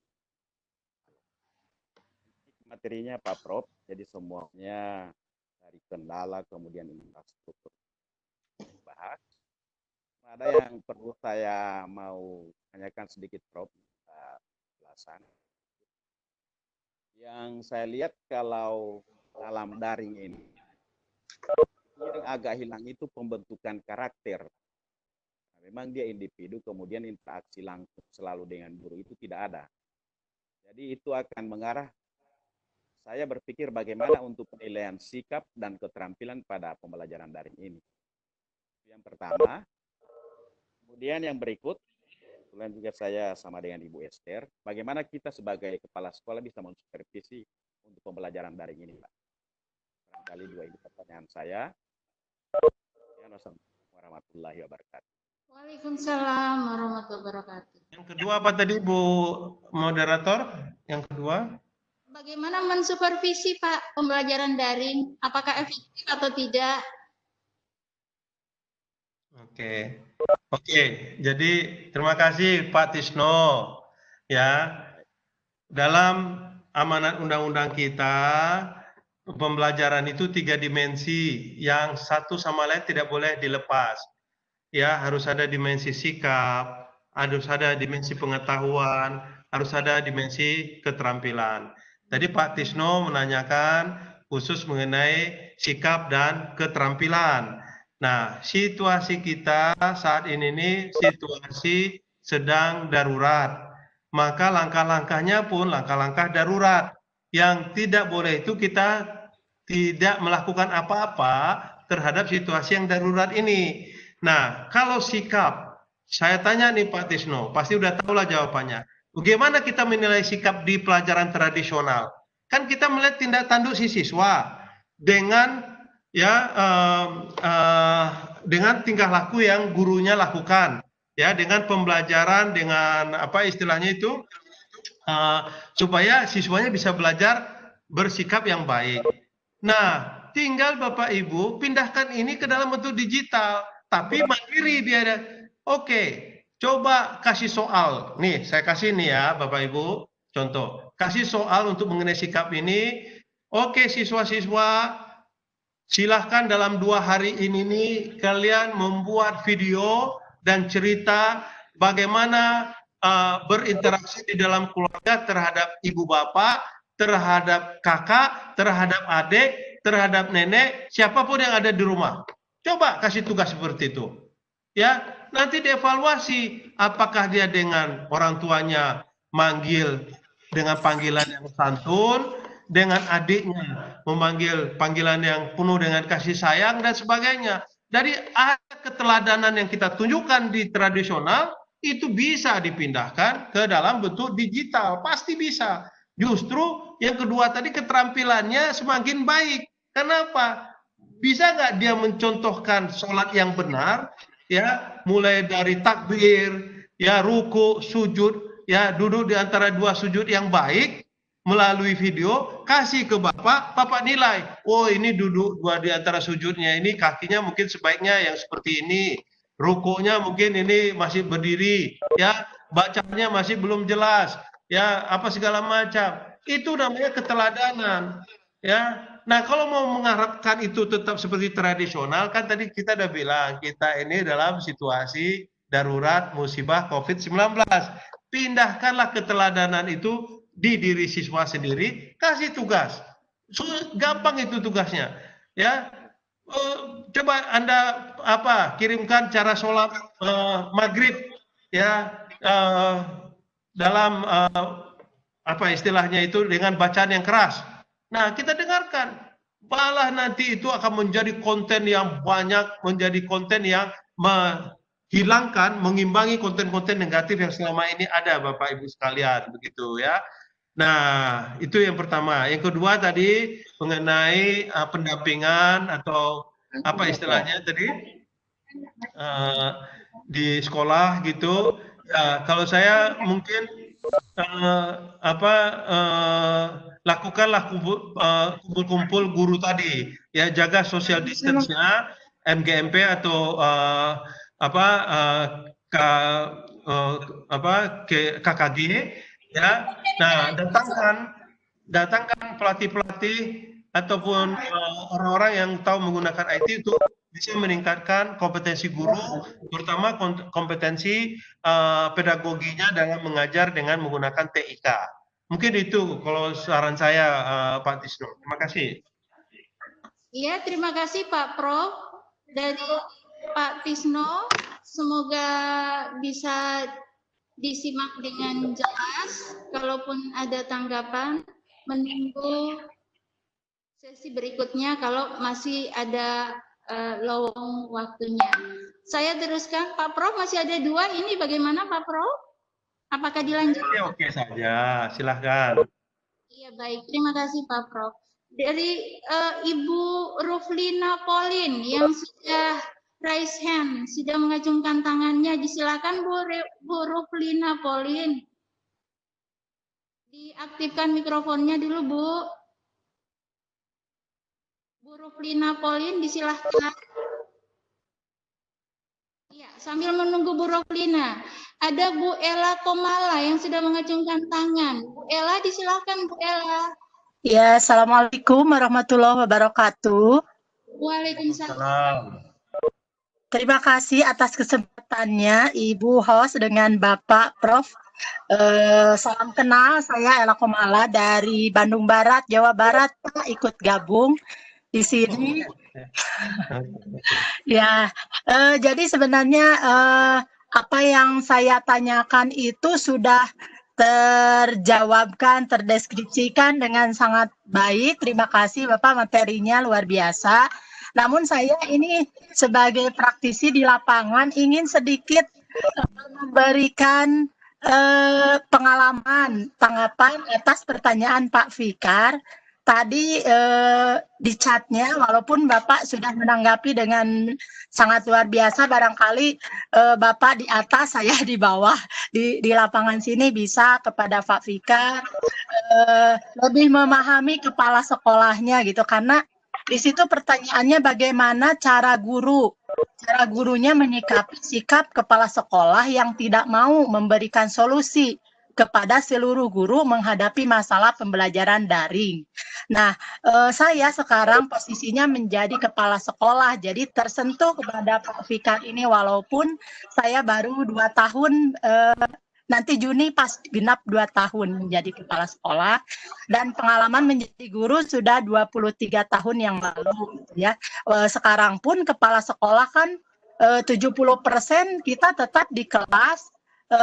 Ketika belum ada social distancing wabah pandemi ini, mendampingi Bapak Ibu gurunya ke kelas, mensupervisi, mendampingi, mengamati pembelajaran, sehingga walaupun saat darurat seperti ini tentulah kepala sekolah tidak hilang tugasnya, tetap ikut memberikan solusi. Barangkali Pak Fikar ada di situ ada jurang pemisah, mungkin saja kepala sekolahnya bingung karena latar belakang guru dan kemampuan guru yang berbeda, sehingga dia belum bisa memfasilitasi semua guru mengatasi solusinya. Saran saya, cara sikap guru kepada kepala sekolah yang seperti itu Bapak bottom up saja.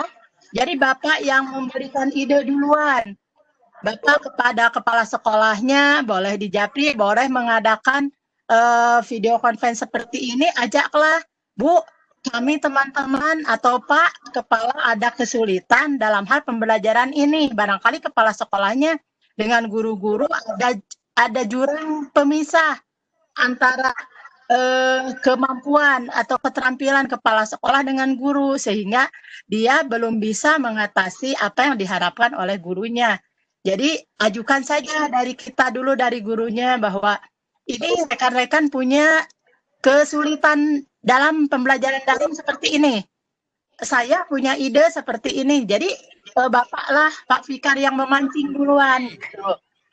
Jadi seperti kalau dalam hadis, mohon maaf kan, kita mengajar kepada siswa juga, didiklah anak-anakmu yang bukan pada zamanmu. Barangkali kepala sekolah dengan guru-guru di situ, nah belum bisa mengcover seperti itu. Jadi saran saya sikap Fikar, inisiatif mengajak terlebih dahulu. Saya yakin kepala sekolah itu sebelum ditempatkan dia ada on the job planning dulu, ada keterampilan yang disiapkan yang harus dimiliki, ada beberapa dimensi yang harus dikuasai kepala sekolah sehingga jika ada guru yang punya inisiatif, semua akan menyambut dengan baik. Itu saja. Salah. Terima kasih. Iya, Bu Ella, mohon diaktifkan mikrofon. Halo, bisa diklarifikasi itu, Bu? Oh, mohon maaf. Aduh, saya pikir itu. Ya, jadi Pak Fikar, saran saya Pak Fikar aja yang duluan inisiatif memberikan solusi kepada kepala sekolah apabila kepala sekolah belum punya inisiatif untuk memberikan solusi kepada kita.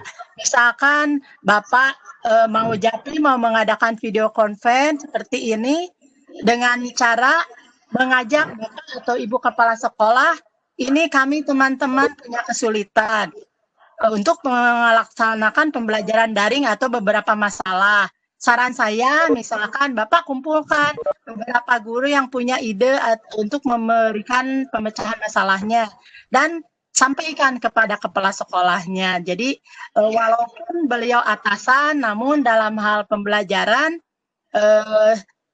tidak ada salah gitu ya, karena sesuai tadi saya ungkapkan di hadis juga bahwa didiklah anakmu yang bisa sesuai. Halo, moderator bisa disanggah terlebih dahulu.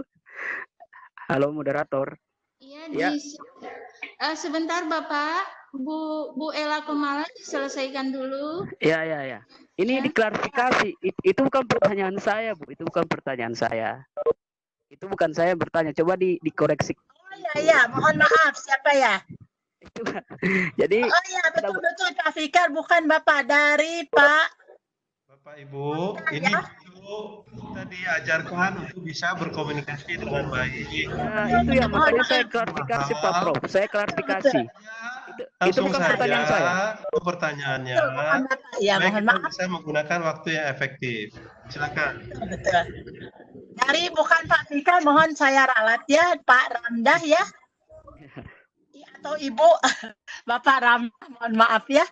Itu mungkin saya sedikit memberikan ide. Jadi karena sekarang posisi di kepala sekolah dan sudah pernah jadi guru juga lama, barangkali Bapak bisa bottom up yang memberikan ide pertama kepada kepala sekolahnya. Mungkin saja antara kepala sekolah dengan guru ada kesenjangan yang jauh, baik dari usia ataupun pengalaman, sehingga tidak bisa mematchingkan antara apa yang diharapkan oleh guru dan apa yang menjadi visi atau misi sebagai kepala sekolah di tempat saudara bekerja. Mungkin itu yang bisa saya sampaikan, Bu Moderator. Jadi memang untuk memberikan solusi secara langsung baik person, kadang-kadang kepala sekolah itu membutuhkan waktu mengambil keputusan yang membuat banyak orang bahagia gitu atau tercover atau gitu. Mungkin itu saja ya, Bu. Mohon maaf apabila ini Pak Fikar, mohon maaf ya apabila kurang berkenan juga kepada semua yang sudah hadir. Saya ingin berkenalan dengan semua di sini. Assalamualaikum.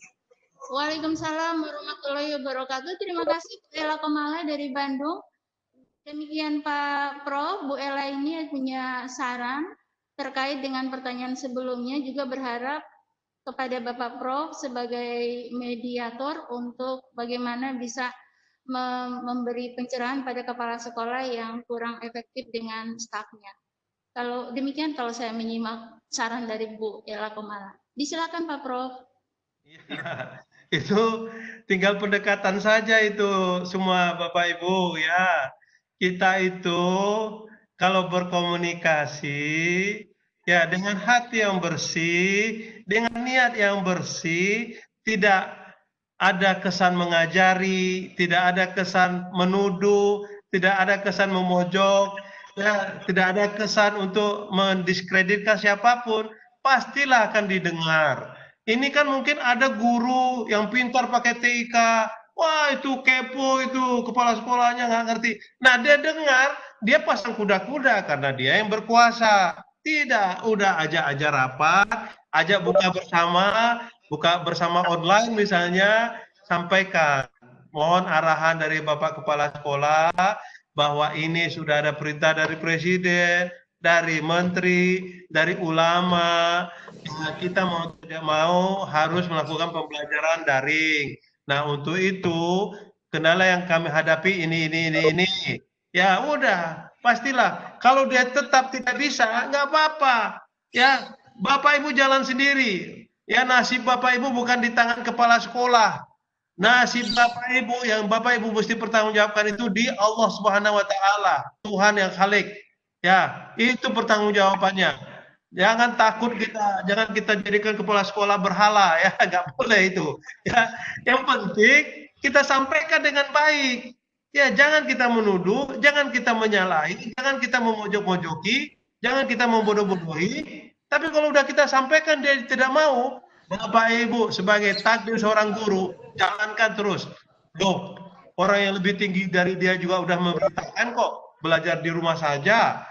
Ya, kalau dia pecat Bapak Ibu, saya nanti ya ikut ngomong sama Menteri Pendidikan untuk memecat kepala sekolahnya. Kalau ada ya, tapi saya yakin itu tidak ada gitu ya. Nah, jadi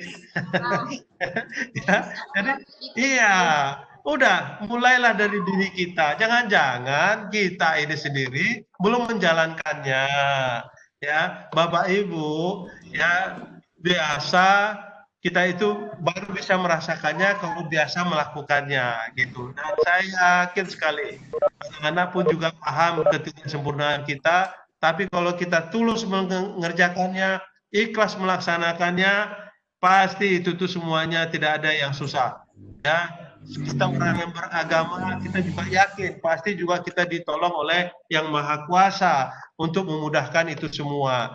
Jangan belum apa-apa kita sudah berdebat. Wah, kita melihat dari sisi orang, siswa tidak ada sinyal. Ya jangan. Kalau dia tidak ada sinyal, kita upayakan memberikan sinyal dengan cara minta bantuan. Nggak bisa juga kita datangin siswa, itu siswa yang boleh didatangin. Ya, banyak tuh guru-guru volunteer yang bisa mendatangi siswa-siswa yang ada di pelosok-pelosok sana. Justru dengan COVID ini, kepala-kepala daerah itu terbuka matanya, terbuka pikirannya, mana daerahnya itu yang belum tersentuh dengan teknologi komunikasi. Ini kesempatan kita mengkomunikasikannya. Kita salah kalau kita tahu di daerah kita atau di daerah siswa kita itu tidak ada sinyal, kita nggak kasih tahu sama yang berkuasa. Yang punya daerah itu kan kepala daerah.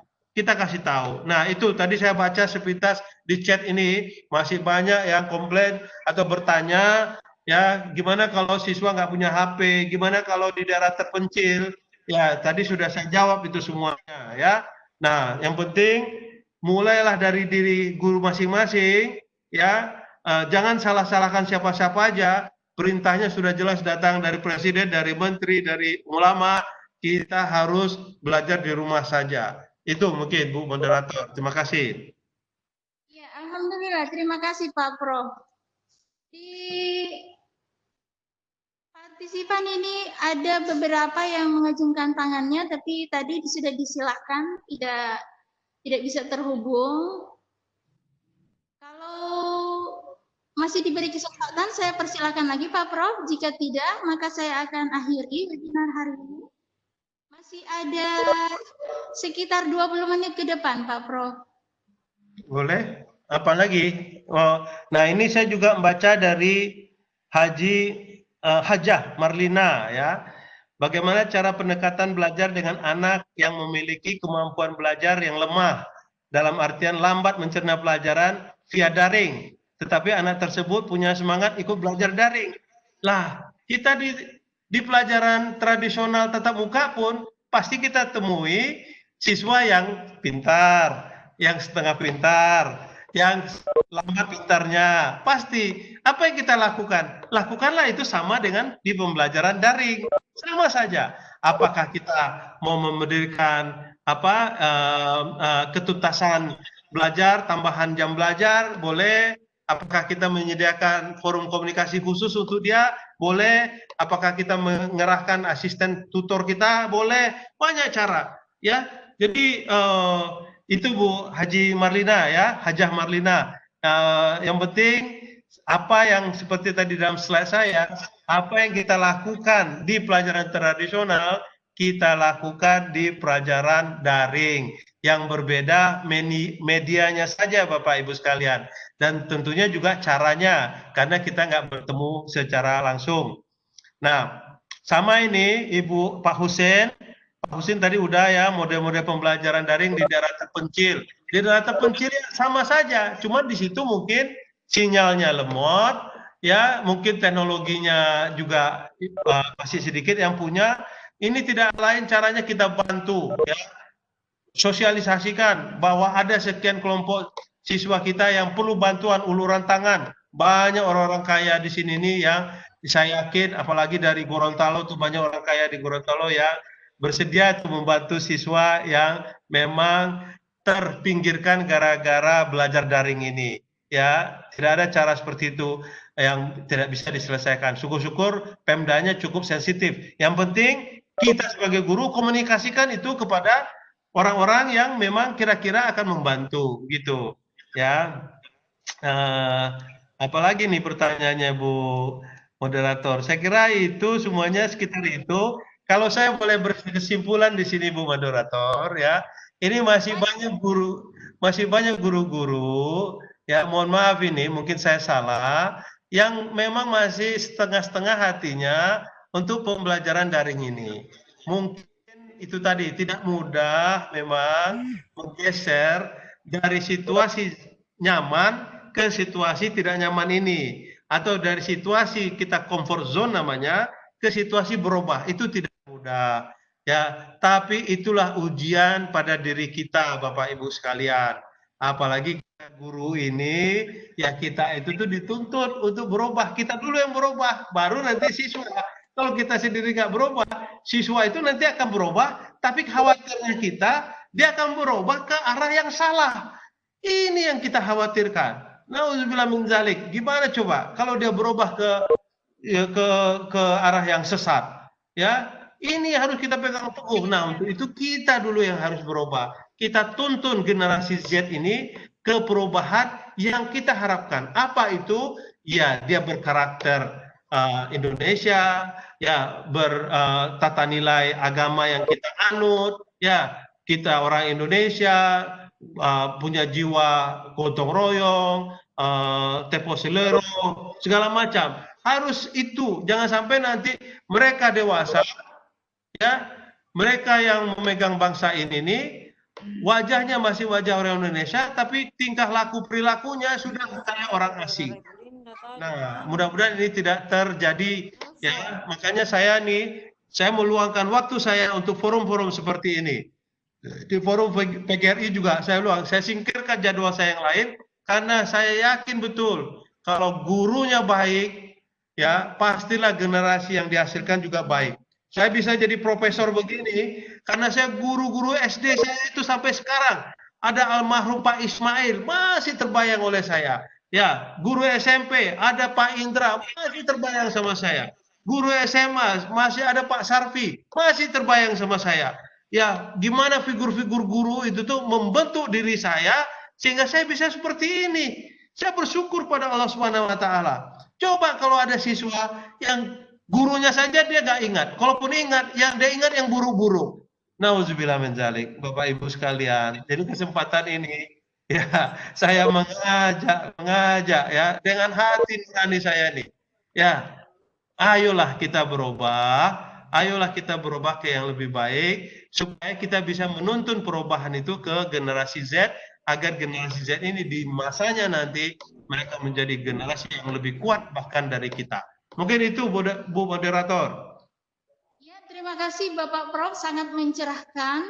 Jadi di sini ada juga chat dari Pak Sulaiman Lauo, Gorontalo, wilayah Randangan. Saya hanya mengulangi pesan Pak Prof. Di sini kata beliau, di wilayah saya masih banyak peserta didik yang tidak punya handphone. Kata Pak Prof tadi, Bapak Sulaiman, sebaiknya kalau punya kelebihan bersedekah HP-nya ke anak didik, mumpung masih nuansa Ramadan.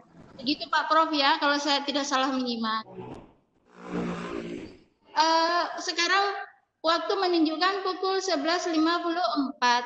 Sudah lebih dari schedule yang kita tetapkan. Tapi sungguh luar biasa diskusi webinar pagi ini, sangat menarik sehingga tidak terasa waktu ikut lebih dari jadwal yang sudah ditetapkan. Sebelum diakhiri Pak Prof, mungkin ada kesimpulan singkat yang mau disampaikan, disilakan Bapak. Oke, jadi masih banyak pertanyaan-pertanyaan, tapi pertanyaannya kira-kira masih berhubungan satu sama lain. Nah, mungkin rekamannya nanti ini bisa di-share juga oleh panitia Bu Moderator supaya bisa mengulangi lagi karena banyak pertanyaan-pertanyaan yang sudah saya jawab, ditanya lagi. Kemudian juga ada pertanyaan-pertanyaan yang sebenarnya itu diselesaikan dari diri kita dulu terlebih dahulu. Mungkin itu Bu Moderator. Iya, baik. Terima kasih Bapak Prof. Alhamdulillah, tibalah kita di penghujung kegiatan webinar. Sekarang sudah menunjukkan 11.55. Terima kasih Bapak Profesor, saya sebut nama beliau, Insinyur Jainal Arifin Hasibuan PhD, atas kesediaan sebagai narasumber handal pada webinar perdana yang digagas oleh IGI Provinsi Gorontalo. Insya Allah ditunggu berbaginya Bapak Profesor di webinar berikutnya. Terima kasih Bapak Ibu hebat senusantara. Terlihat 131 partisipan terhubung di room webinar yang telah ikut aktif dalam diskusi webinar pagi ini. Terima kasih juga untuk tim Seameo Seamolek atas supportnya dengan memfasilitasi room webinar. Terima kasih untuk pengurus solid IGI Provinsi Gorontalo yang sudah menggagas kegiatan webinar hari ini. Semoga diskusi webinar hari ini manfaat dan berkah, terlebih dalam momen dalam nuansa Ramadan. Akhir kata, subhanakallah wa bihamdika asyhadu alla ilaha illa anta astaghfiruka wa atubu ilaik. Al-haqqu min rabbikum ihdinas siratal mustaqim. Saya host Rahmawati Polontalo dari SMK Negeri 1 Gorontalo. Mohon maaf atas salah dan hilaf dalam memandu webinar hari ini. Demikian, Assalamualaikum warahmatullahi wabarakatuh. Waalaikumsalam. Terima kasih Bapak Prof. Terima kasih Prof. Terima kasih Ibu Moderator, luar biasa nih Ibu Moderatornya. Jadi Pak Irfan mana dia? Jadi kalau bisa rekamannya ini ditaruh di YouTube saja Ibu, supaya bisa ya. Iya Bapak. Insya Allah Prof bisa hadir di Gorontalo. Insya Allah, mantap. Apikom Jaya. Bisa menyimak Bapak. Ya, oke ya, saya off ya. Iya Bapak Prof, terima kasih. Oke, terima kasih. Assalamualaikum. Waalaikumsalam warahmatullahi wabarakatuh. Pak Irfan, Pak Ketua IGI. Iya, hadir.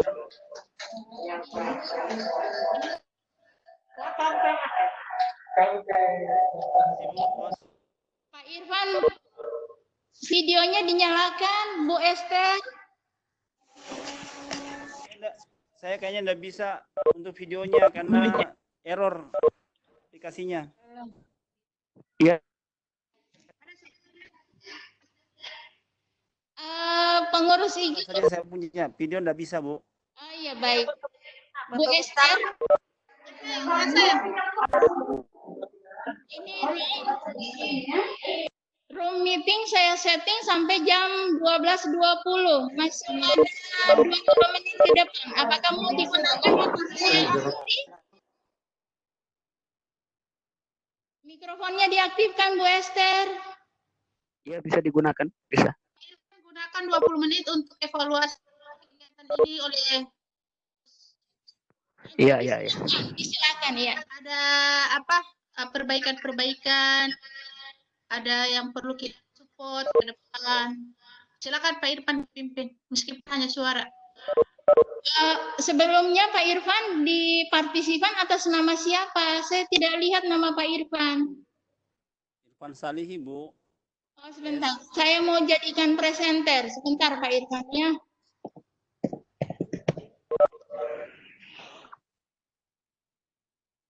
Oke, bismillah Pak Irfan. Bismillahirrahmanirrahim. Assalamualaikum warahmatullahi wabarakatuh. Waalaikumsalam warahmatullahi wabarakatuh. Alhamdulillah, hari ini kita baru menyelesaikan kegiatan perdana dan alhamdulillah kita didukung juga oleh Tipiku Semarang, Jawa Tengah, dan ini menjadikan kegiatan ini bisa ditonton di seluruh Nusantara, bahkan di seluruh dunia karena menggunakan aplikasi YouTube. Sebelumnya saya berterima kasih kepada seluruh pengurus atas suksesnya kegiatan ini karena awal dari ide-ide semalam makanya kegiatan ini bisa dilaksanakan sebaik-baiknya. Terkait dengan evaluasi kegiatan ini, yang pertama adalah untuk peserta. Jadi peserta ini pada awalnya harusnya didaftarkan terlebih dahulu. Mohon maaf Pak Irfan. Halo ya. Pak Irfan, mohon maaf, saya matikan recordingnya dulu ya. Ya. Iya, Pak Irfan disilakan lanjut saja. Jadi untuk evaluasi kegiatan, jadi yang pertama